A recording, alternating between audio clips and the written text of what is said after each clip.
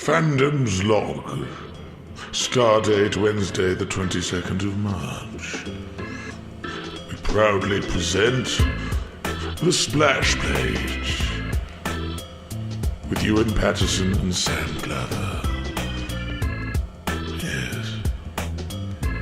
So, what do? Well, I suppose we talk about popular things, you know. I bet you've never heard that before, yes. I think it could be rather a popular medium. Go on, you get on with it. Hello to Fandom's Log, the Splash Page, the weekly genre show where we cover what's going on in the world of comics, movies, TV shows, and games. I'm your host, Ewan Patterson, and here with me today is Sam, the Sound Lord Glover. Yo. So let's just jump into this straight away. Do you like large action set pieces? I do like large action set Do you pieces. like big explosions? I do like explosions. Well, I've got a film that's just for you, Glover. Go on. We have a new trailer for Michael Bay's Transformers The Last Night. For God's This sake. trailer focuses less on the robots and concentrates on Isabella Mona's Isabella. What do you think, Sam, is the promise of an evil Optimus Prime, Nazis, and a metal dinosaur eating cars getting you pumped at all? I've only watched two. I've technically watched two Transformers films and I gave up because there's no point in them. If I want to watch two robots fighting, I'll go and watch Robot Wars. Yeah, I watched this trailer. There's nothing good in it. You know, like in like the last trailer, like the one for the last film, there's like a shot at the end with Optimus Prime riding a metal T-Rex, holding a sword in one hand and a shield in the other. I don't care. Now, I don't care. the inner man-child in me is just like, that is amazing. I didn't go and watch the film, but I'm like, that is amazing. This time it looks boring. It's stuff that I've seen before, and I don't care about robots. If I care, the only robot you really care about was Real Steel because it was robots fighting. They gave it impact. I don't care about Transformers. I'm not the target audience. I am, but I'm not because I never grew up with Transformers. I don't care that it exists, and it's the same with these stupid Power Rangers. I feel that in my childhood, before the internet was a thing, we were held hostage by television, by entertainment. We were forced, this is what you watch, or you watch ITV. I don't want to watch ITV. Well, then you have to watch this.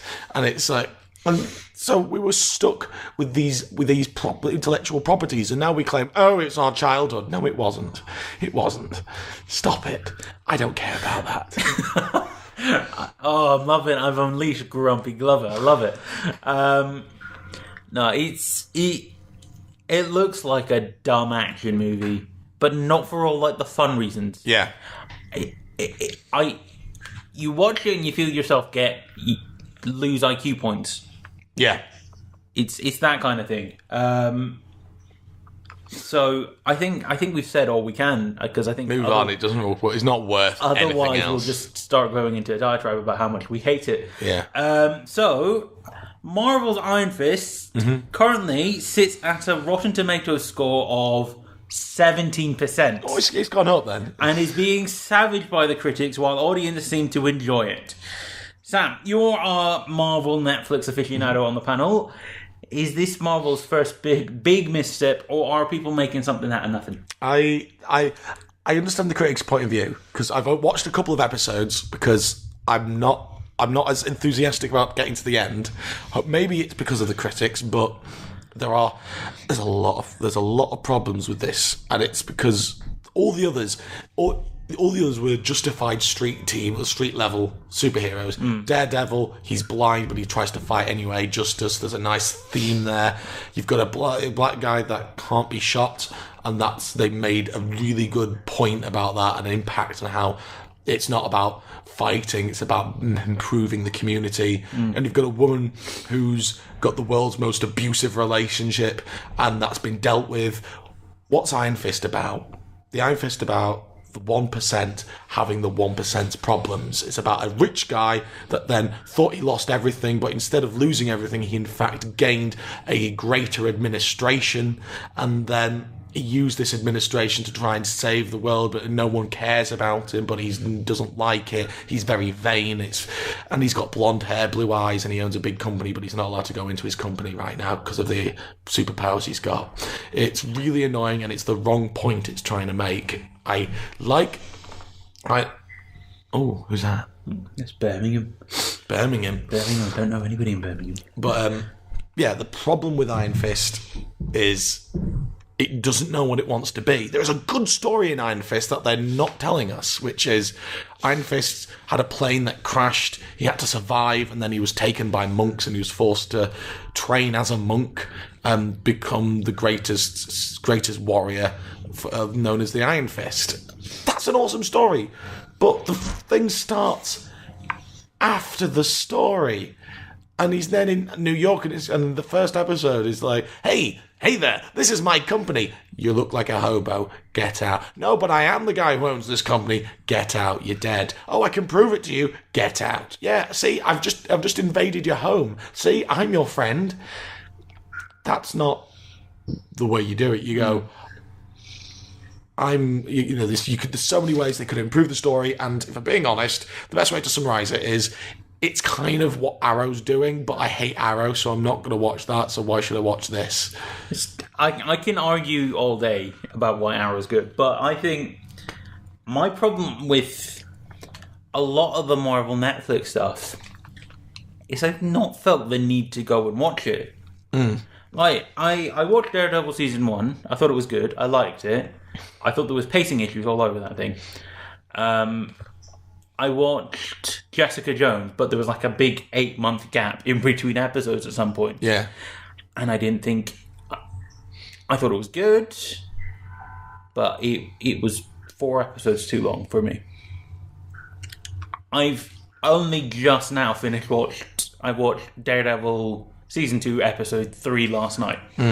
That is as far as I've gotten. I haven't watched Luke Cage. But those all have a reason that they exist. The one is about justice and the nature of the judicial system, and using Daredevil as a kind of a storytelling beat to do that. Even the second series with the Punisher still continues that theme, because it's about, why don't we just kill them? Why don't you kill them? And that's a really good point.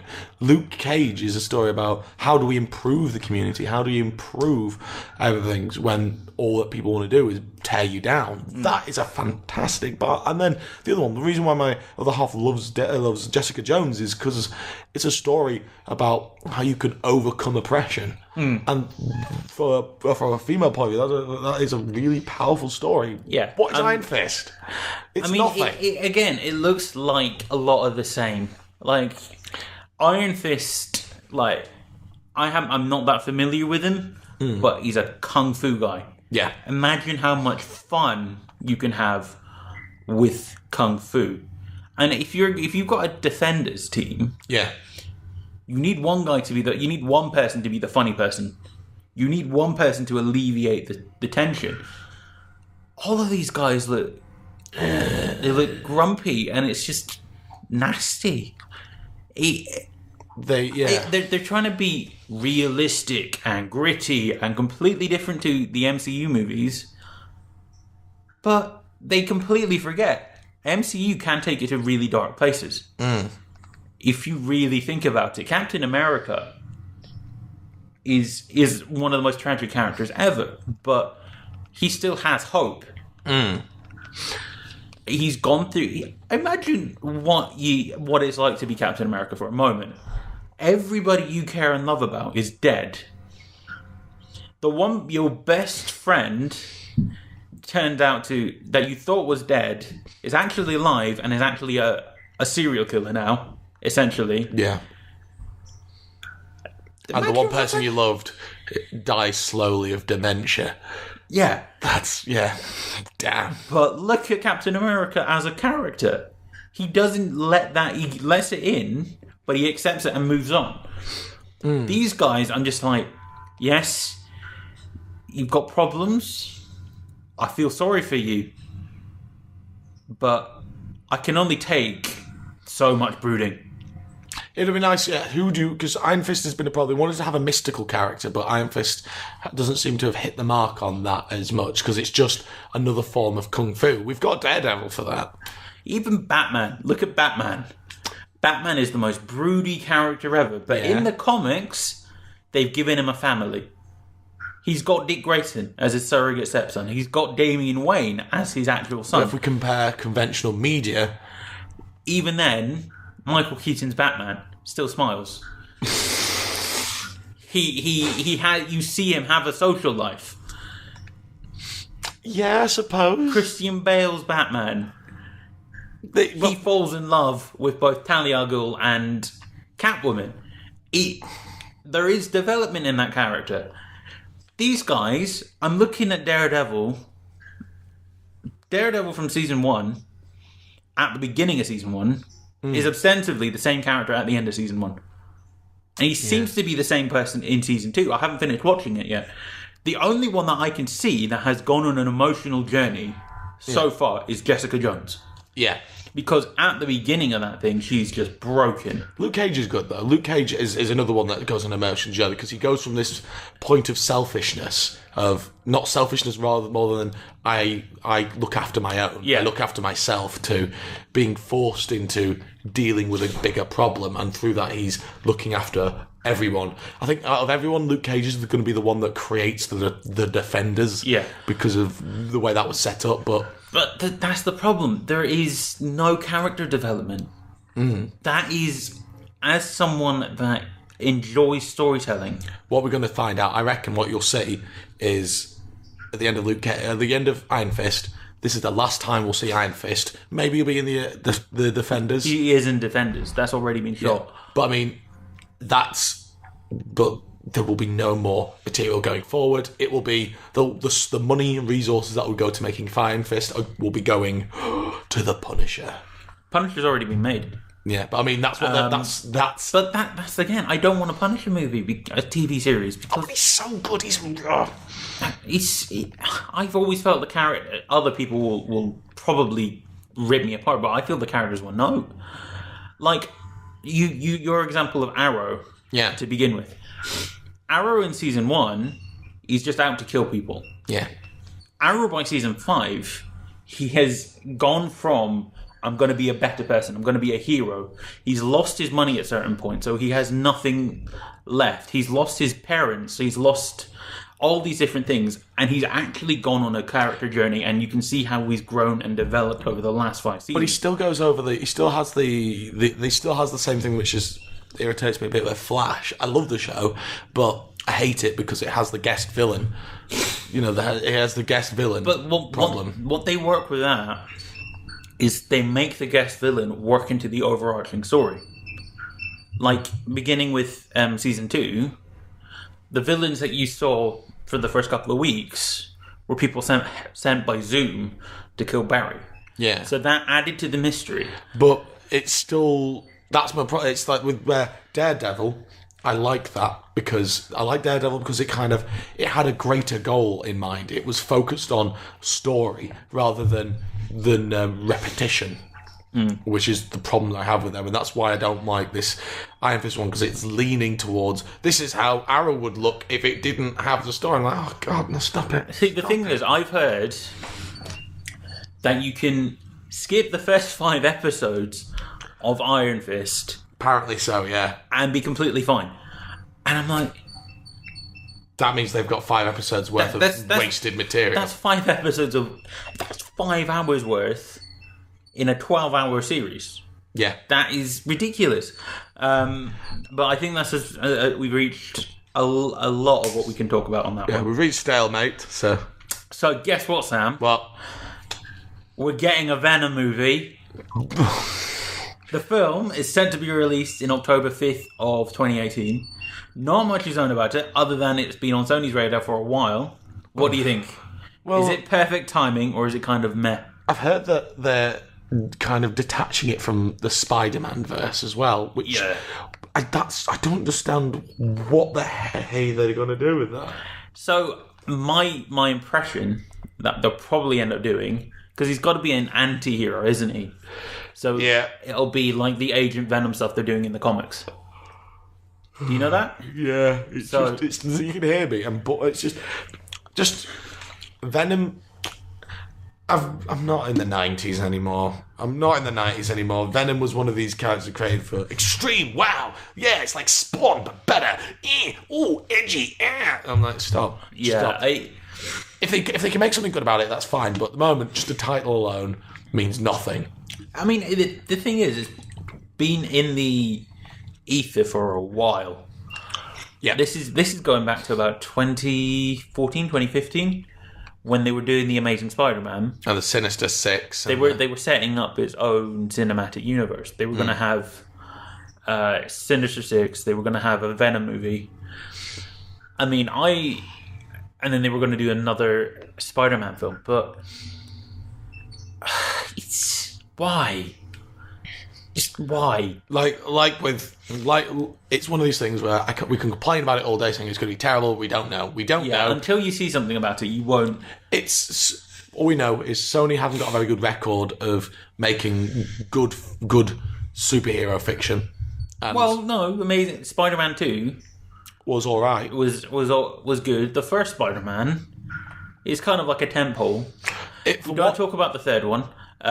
In the same way that the original Superman film is good, finger quotes, but if you actually compare it as an actual story of that character, it has no story. It has no story whatsoever. That's the same with the misunderstanding of who Superman is. Yeah, and that's the same with the Sam Raimi Spider-Man. Yes, it's good. Yes, you can watch it, but it doesn't really. The film has aged. If that makes sense. Yeah, it's very dated. And that's the issue with them. So anyone making arguments that Spider-Man 2 is good, it has a good sequence, but the actual film is inherently Spider-Man 1. So I think that's all we have time for today. So be sure to keep your eyes glued on what we have going on here on the channel. So that's a goodbye from me and Sam. Yeah. So, Alan, to quote the bard, lead us out. Or lay on. Bye. Quote the bard. I much like role-playing clerics. They're much more fun. Especially when you cure wounds on someone and turn it into a cause wound. I meant to be doing the job. Yes, that was the splash page. Ewan, Patterson, Sam Glover. Hope you had fun, blah, blah, blah. Yeah. But I do like playing clerics. Actually, no, rogues are much better. You can backstab. If no one gets this is a Dungeons and Dragons reference. Critical hit. Oh. And when you play with me, you always play with advantage. Now go away. I'm done with you. Dirty.